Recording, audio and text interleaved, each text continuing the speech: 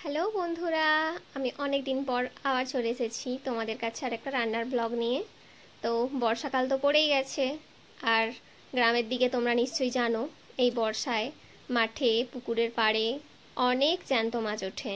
তো তোমাদেরকে আমি আজ সেই জ্যান্ত মাছেরই একটা রেসিপি দেখাচ্ছি, কই মাছ আর শিঙি মাছের ঝোল, সেইটাও লাউ শাক, পেঁপে, কাঁচকলা, বেগুন, আলু, এই সমস্ত সবজি দিয়ে।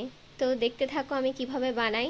এখানে সবজিগুলো সব কেটে ধুয়ে নিয়েছি, আর এবার এগুলো এক এক করে ভেজে নেব। আর এই ঝোলটা খেতে যেমন স্বাস্থ্যকর সেই রকমই টেস্টিও হয়। তোমরা দেখতে থাকো আমি কিভাবে এটা বানাই। তো কড়াই তেল গরম হয়ে গেছে, এরপর আমি সবজিগুলো নেড়ে নিচ্ছি। খুব বেশি নাড়ার দরকার নেই, একদম হালকা পাতলা কম তেলের ওপর রান্নাটা হবে। এবার পরিমাণ মতো লবণ দিয়ে দিচ্ছি। তোমরা এই মাছটা খেতে কে কে ভালোবাসো কমেন্ট করে জানিও। আমার তো শিঙি মাছ খেতে খুব ভালো লাগে, আর কই মাছটা আগে খেতাম না, বাট বিয়ের পর আমি আবার এটা খেতে শুরু করেছি। আর মশলা বেটে নেওয়া হয়েছে, এখানে মশলায় রয়েছে জিরে, মৌরি আর ধনে বাটা, তার সাথে এখানে হলুদ গুঁড়ো, লঙ্কা গুঁড়ো, এটাও পরিমাণ মতো যে যেমন ঝাল খাবে সেইভাবে দিয়ে দিতে হবে। এরপর মশলাটাও আমি দিয়ে দিচ্ছি। আগেই বলেছি যে খুবই হালকা পাতলা করে রান্নাটা হবে, একদম পুষ্টিকর খাদ্য একটা যাকে বলে, যেটা খেলে সমস্ত রকম মানুষের জন্যই উপকারী। সেটা বাচ্চা থেকে বৃদ্ধ থেকে শুরু করে অসুস্থ সমস্ত মানুষই খেতে পারবে এই রান্নাটা। ব্যাস হয়ে গেছে, এবার পরিমাণ মতো জল দিয়ে ঢেকে দেব। আর এটা ফুটে গেলে তার শাকের পাতাগুলো দিয়ে দিচ্ছি, কারণ শাকের পাতা এমনিতেই নরম হয়, আর যদি আগে থেকে দিয়ে দিই তাহলে বেশি সেদ্ধ হয়ে যায়, সেই জন্য এটা ফুটে যাওয়ার পরেই দেওয়া হয়।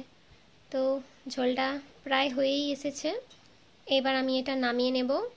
আর এরপর কড়াই 5 ফোড়ন দিয়ে দিয়েছি আর শুকনো লঙ্কা।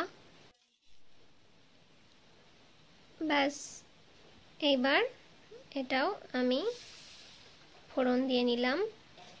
তরকারি প্রায় রেডি। এইবার খাবারটা তুলে রাখা হবে, কারণ ঠাকুমা মাছ খায় না, তার জন্য আলাদাভাবে রাখা হয়েছে, সেই জন্য মাছটা আমি পরে ভেজে নিচ্ছি।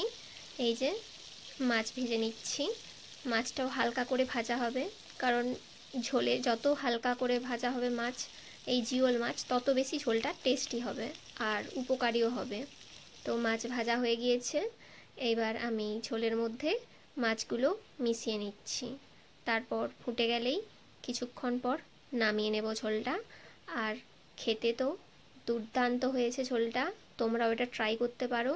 বর্ষায় খেতে খুব ভালো লাগবে, এটা যে কোনো সময় বানানো যায়, আর শরীরের জন্য খুব উপকারী। কেমন লাগলো আমাকে কমেন্ট করে জানিও।